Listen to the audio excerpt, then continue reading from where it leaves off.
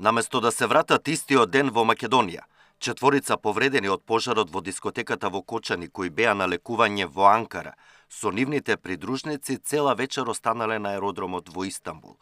Од Министерството за надворешни работи го потврдуваат случајот и информираат дека имало технички проблеми, без да прецизираат за што точно се работело.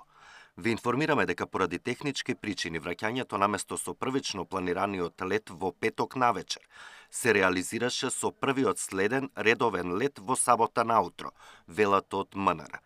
За да се надмине оваа ситуација, премиерот Мицкоски лично разговарал со турскиот председател Ердоган.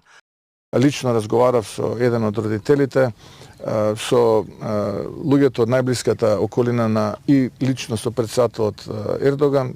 Се среди целата работа, речињата дојдоа тука, организиравме транспорт од аеродром директно во болницата 8 септември, беа прифатени на нивна одговорност, не останаа на еднодневно мониторинг на лекување, излегоа таму, така ќе биде и во периодот кој што следи. Оваа работа ќе трае со години. Оваа работа нема да биде работа која што завршува. Јас се што можам ќе сторам и ќе разговарам лично со родителите и на повредените, но и на тие кои што трагично ги загубија своите најмили. Според информациите од Министерството за здравство, 18 повредени и понатаму остануваат на лекување во странски центри. Александар Динев, Сител телевизија.